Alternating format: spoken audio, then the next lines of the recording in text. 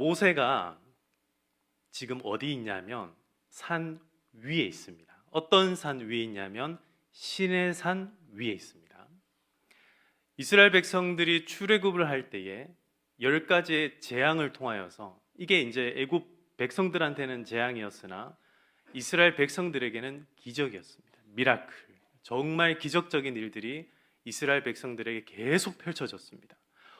홍해도 갈라졌고 그들을 향하여서 공격하던 아말렉도 정말 기적처럼 물리칠 수 있었습니다.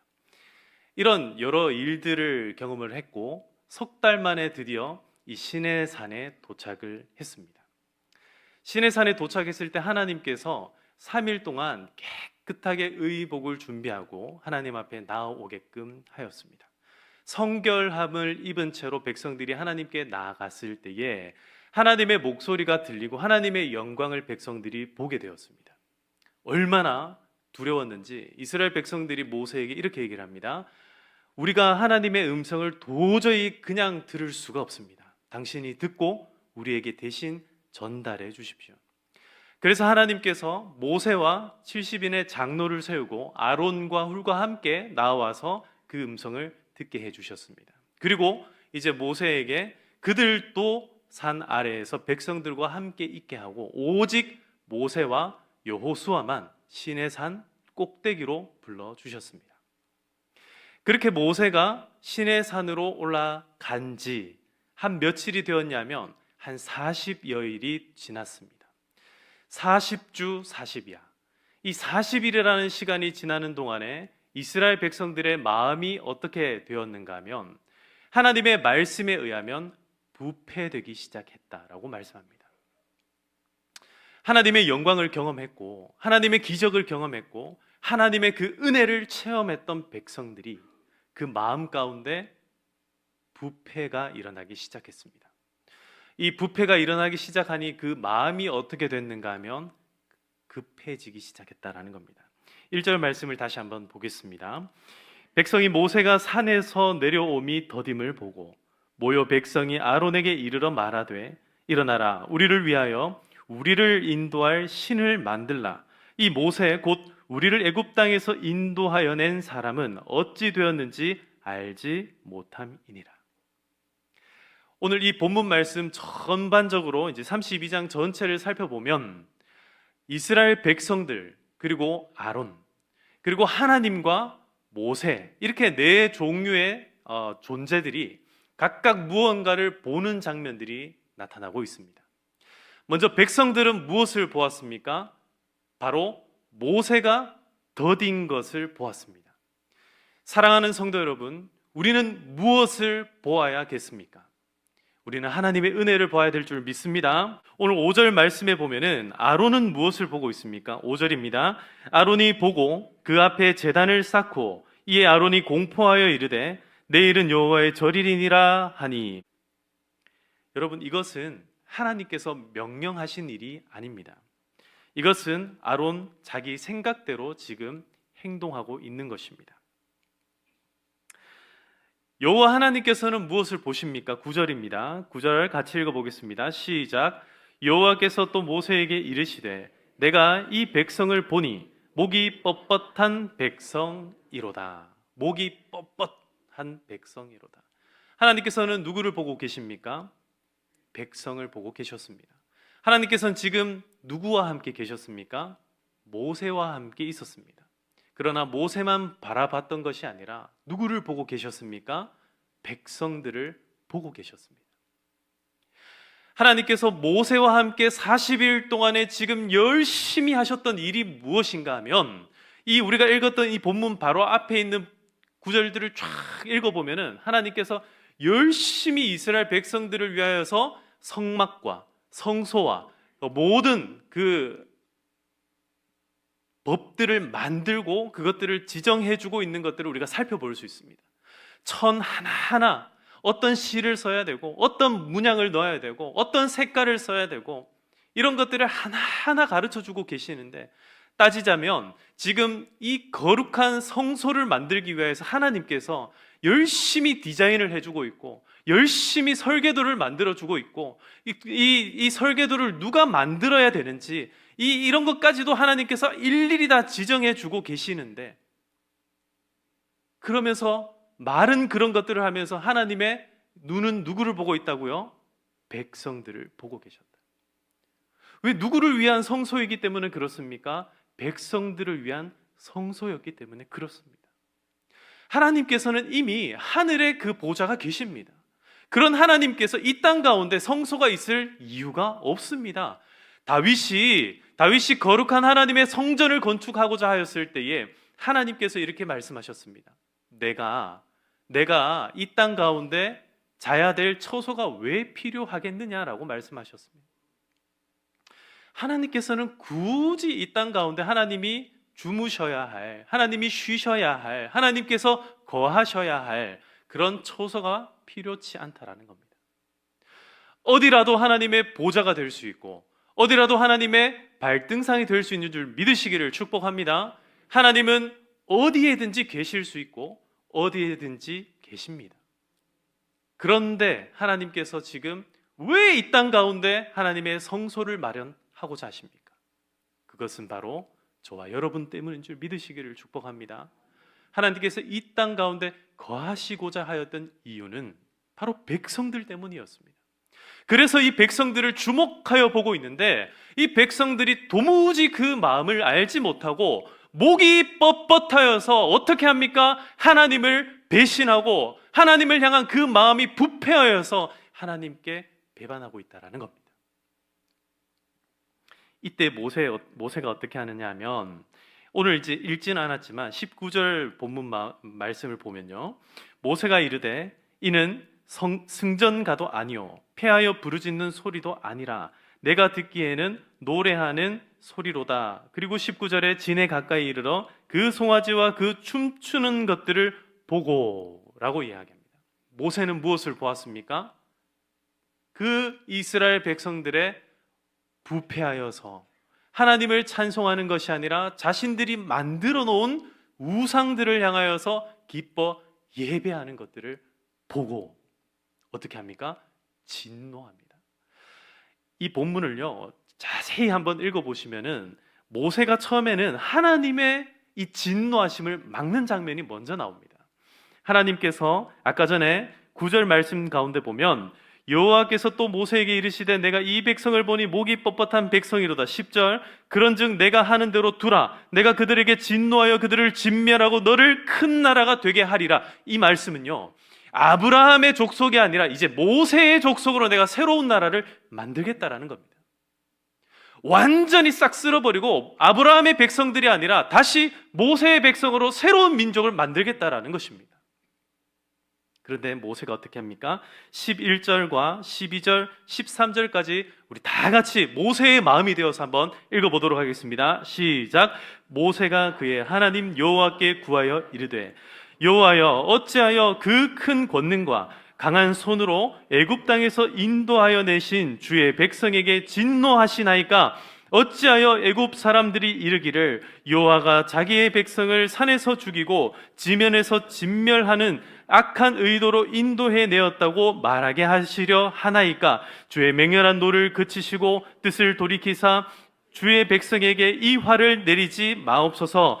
주의 종 아브라함과 이삭과 이스라엘을 기억하소서. 주께서 그들을 위하여 주를 가리켜 맹세하여 이르기를 내가 너희의 자손을 하늘의 별처럼 많게 하고 내가 허락한 이 온 땅을 너희의 자손에게 주어 영원한 기업이 되게 하리라 하셨나이다. 할렐루야. 모세가 너는 살려주겠다. 오히려 너의 씨를 통하여서 모세의 족속을 삼아서 새로운 백성을 만들겠다 하시는 이 하나님의 말씀을 돌이켜서 하나님 그 뜻을 돌이켜 주시옵소서. 아니요, 하나님 이 백성이어야 합니다. 왜냐하면 하나님의 인애하심과 하나님의 자비로우심과 하나님의 그 크신 은혜가 지금 누구를 향하고 있는지 나는 알기 때문에 그렇습니다. 하나님 제발 그 분노를 돌이켜 주시옵소서. 제발 한 번만 용서해 주시옵소서. 모세가 지금 간절하게 중보하고 있다라는 겁니다. 백성들은 모세가 더디움을 보았습니다. 아론은 이 백성들의 이 성급함을 보았습니다. 사람들을 보았습니다. 그러니 사람들의 뜻을 요구하는 것들을 들어주지 않을 수가 없었습니다. 하나님은 백성들을 보았습니다. 사랑의 눈으로 그들을 보았습니다. 인자가 가득하신 눈으로 그들을 바라보면서 이 백성들이 성소의 어느 문으로 들어와서 어디에서 손을 씻고 어디에서 하나님을 예배하고 어떻게 해야 하나님과 더 가까워지고 어떻게 해야 하나님을 찬송할 수 있고 어떻게 예배해야 하나님과 더 가까이 동행하며 살아갈 수 있는지를 꿈꾸며 백성들을 보았습니다. 그런데 모세는 무엇을 보았습니까? 모세가 기껏 중보하고 기껏 모세가 백성들을 향하여서 하나님 저들을 살려주세요, 하나님 저들을 용서해 주세요, 하나님 저들을 제발 다시 한번 살펴봐 주세요 외쳤던 모세가 그들의 방자한 모습을 바라보며 결국 그 손에 쥐고 있던 두 돌판을 그들을 향해서 집어 던지게 되었던 것입니다. 모세가 백성을 보니까 하나님께서 왜 이런 말씀을 하셨는지가 이해가 되었습니다. 그렇게 해서 어떻게 합니까? 이제 모세가 11절에서는 하나님 어찌하여 이러면서 막 막았는데 나중에는 모세가 19절에 보면 아주 맹렬하게 크게 진노하면서 그 판을 산 아래에 던져 깨뜨리고 20절에 보면 그들이 만든 송아지를 가져다가 불살라 부수어 가루를 만들어서 물에 뿌려가지고 이스라엘 자손에게 마시게 합니다. 그뿐만 아니라 여기에서 멈추는 것이 아니라 아론을 불러가지고 책망하고 당신이 어떻게 이렇게 큰 죄에 빠지게 만들었느냐 막 진노를 퍼붓습니다. 그뿐만 아니라 이제 나중에 되면은 27절에 가면은 모세가 그들에게 이르되 이스라엘 하나님 여호와께서 이렇게 말씀하시기를 너희는 각각 허리에 칼을 차고 진 이 문에서 저 문까지 왕래하며 각 사람이 그 형제를, 각 사람이 자기 친구를, 각 사람이 자기의 이웃을 죽이라 하셨느니라. 이날 3,000명이 죽게 됩니다. 레위 자손들이 나와서 하나님을 사랑하는 열심으로 하나님께 오만방자하여서 더디 내려옴을 보고 불평하고 불만하여 하나님 앞에 정말 치명적인 죄를 지었던 이들을 동포를 죽이는 그런 끔찍한 일이 벌어지게 되었다라는 겁니다. 더딤을 보고 이스라엘 백성들은 우상 숭배를 하였습니다. 더딤을 보고 이스라엘 백성들은 분노하였고 더딤을 보고 이스라엘 백성들은 잘못된 길로 빠졌습니다. 더딤을 보고 이스라엘 백성들은 하나님이 아닌 다른 우상을 섬기며 예배하고 찬양함으로 스스로 만족하였습니다. 하나님이 기뻐하지 않는 이 길을 가면서도 그들은 만족할 수 있었다라는 겁니다. 사랑하는 성도 여러분, 오늘 우리가 성전 건축 헌신 예배로 예배를 드리고 있습니다. 우리 선두교회는 어떤 교회가 되어야겠습니까? 더딤에도 불구하고 더딘 이유를 깨달아 알아서 하나님께서 지금 얼마나 우리를 위하여서 예비하시고 준비하고 있는 디자인이 있고 그 땅이 있고 그 설계가 있는지를 깨달아서 하나님의 진노를 당하는 것이 아니라 하나님의 은혜가 폭포수와 같이 부어지는 그런 선두교회가 다 될 수 있기를 주님의 이름으로 축복합니다. 더딤을 보고 이스라엘 백성들은 잘못된 길로 빠졌으나 그러나 하나님은 어떻게 하십니까?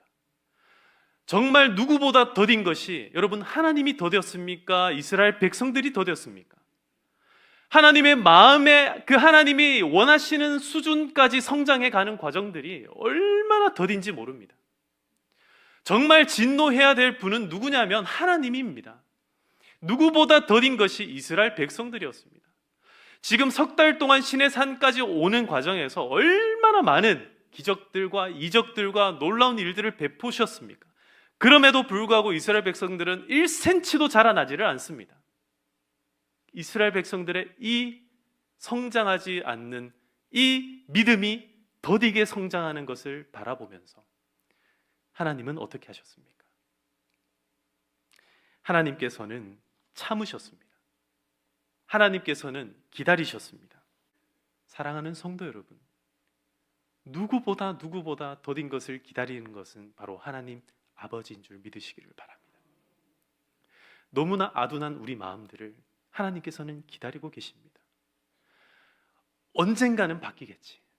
언젠가는 하나님을 향하여 열심을 내겠지. 언젠가는 그 뜨거운 사랑이 하나님을 향하여 고백할 수 있겠지. 언젠가는 그 레벨이 언젠가는 업그레이드 되겠지. 어느 순간에는 지금은 부족하고 연약한 것처럼 보인다 할지라도, 언제든지 한계에 부딪히고 넘어진다 할지라도, 실망하고 실족하고 낙담하여 쓰러질지라도, 하지만 언젠가는 예수님처럼 그 십자가의 길을 걸어갈 수 있겠지. 하나님 아버지께서는 지금도 그 약속을 위하여서, 하나님의 그 영광을 위하여서, 하나님의 그 이름을 위하여서, 우리를 위하여서 참고 계신다는 것. 사랑하는 성도 여러분, 우리 성전 건축이 그런 은혜가 있기를 축복합니다. 우리 성전 건축을 위해서 기도할 때마다, 아니 대체 땅 사자는 이야기가 나온 지 몇 년이 됐는데